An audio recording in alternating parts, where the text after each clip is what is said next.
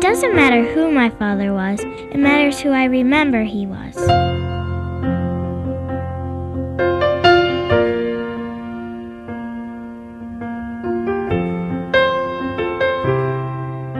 We have one life to live and one chance to live it in the richest way possible. Imagine what it would be like to have one of my deputies knock on your door and tell you that your child was killed.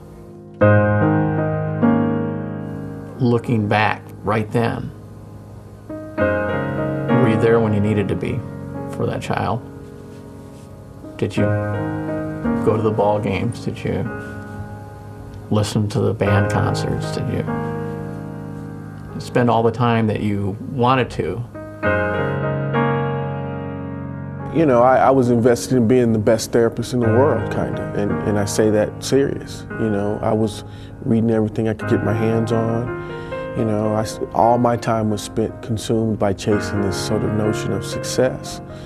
And it came to a really ugly crash one August afternoon. And I find myself in ICU, can't breathe because of stress-related asthma. You know, you go to church and people fill out the little cards. It might be prayer requests or notification of something or other. And there's also a request for a pastoral visit. You know, I want the pastor to come and visit me.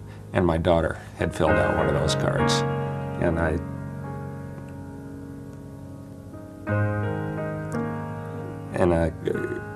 she said, you know, Dad, I'm just kidding. I was just joking about that. She didn't know the impact that would have.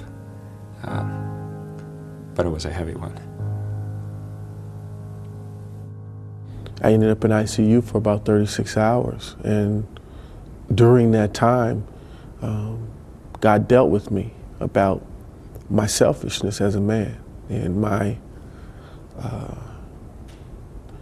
commitment to myself as opposed to my family. And, you know, I didn't come out of that making a bunch of promises. I came out of that painfully aware of the time I'd lost and painfully aware of what's important.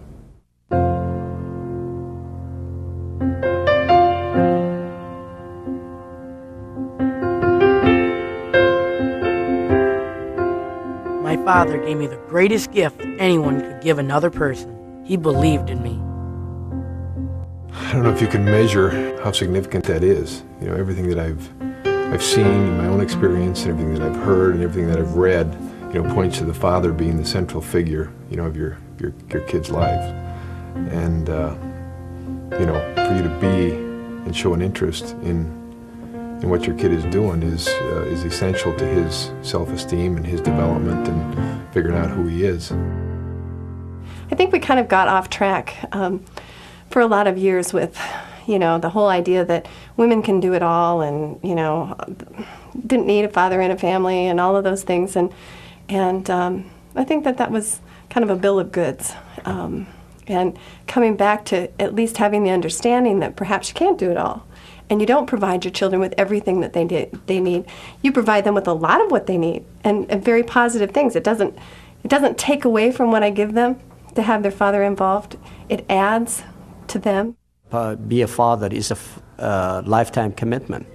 To love your kids and be around your kids and teach them the moral value and respect and understanding to be a good person.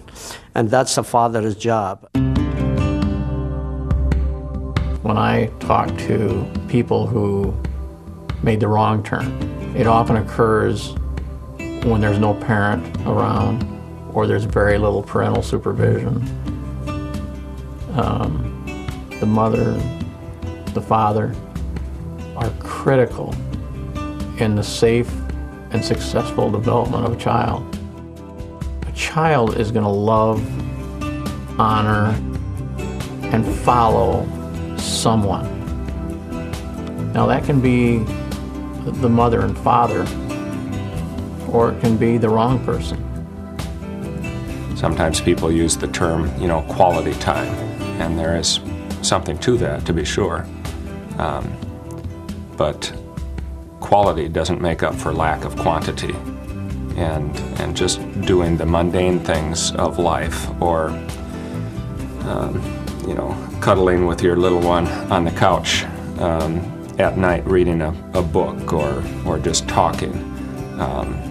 You're not accomplishing great things by the way of the world's definition of greatness, but certainly accomplishing something of substance in terms of bonding and showing that kind of care and support, which is so meaningful.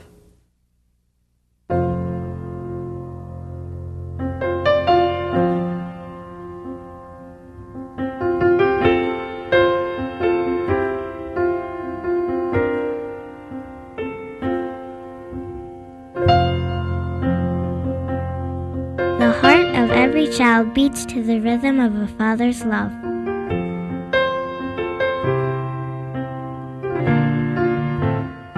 When I'm not there for my kids, I can sense it. You know, they're let down. There's kind of a barrier that comes between us. If I'm away from them or not showing an interest in what they're doing or so busy with the things that I'm doing that I can sense that at home. I got to see firsthand that dads are really important in their children's lives, and because they bring an element that a mom doesn't bring. It's different. It's been faith and family in that order. Whether I've always been able to maintain that focus and maintain those priorities is another question. But because we need to remind ourselves and get, you know, kicks in the hind end to remind us as well of just how critical those components of faith and family really are. Be a father is not a part-time job. It's a full-time commitment and should be around your kids and direct them in the right direction. It's not the teachers, it's not the cops, it's not the minister necessarily. What it is it's family values, and that comes at one place, and that's in the home. This is a poem that he wrote to me. I've carried this in my wallet since June 21st, 1981. He was 16. It's titled More Than a Weekend Daddy. God had a different plan for us, a different sort, of course. Sadly to say that in this day it has become a majority force. This not so different kind of course is the family plan known as divorce. Not the greatest poet in the world, but for 16 he's there. In some cases a father drifts away, leaving the kids astray. In others the kids see him on weekends, catch a movie or watch TV. Not talking. But not me. Oh no, not me. I'm far more blessed than that. You are a daddy with much, much more. The wisdom and knowledge I have gained, laughter and good times have always reigned. Without them, I would be poor. You have taught me not only how to be a boy, but how to be a man. Not with my language and with my fists, but by my words and with my hands. You have helped me set my goals, which are many, and carried me on your shoulders to reach plenty. Yeah, I do love that. You are the one to be admired not just by a son, but by all creatures and every one. Wow, that's pretty strong. No, a weekend daddy just won't do. The whole world needs a daddy just like you.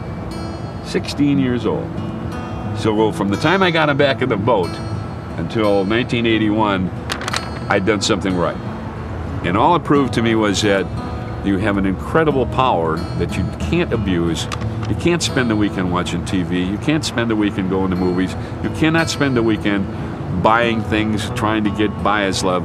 You will get it by being what you were set out to be in the first place, and that is a parent, a loving father.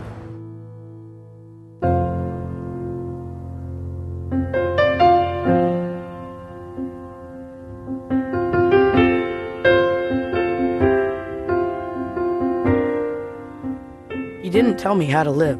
He lived and let me watch him do it.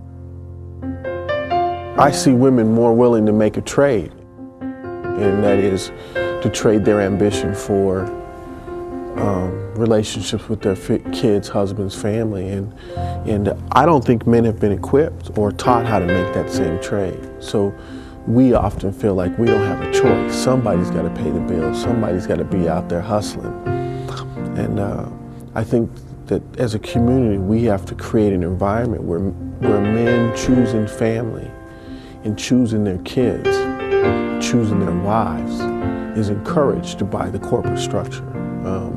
Because if we don't, you're going to have a lot of men like myself 10 years ago who ended up in ICU. You can't give your life to the business, and because the business won't sustain you. It's your relationships with your family. that sustain you or sustain me.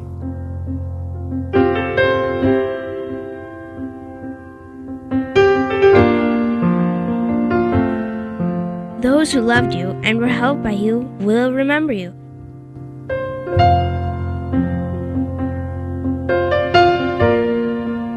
So carve your name on hearts and not on marble.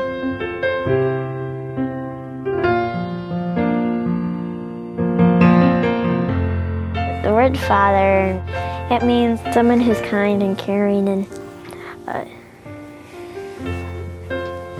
very loving and stuff.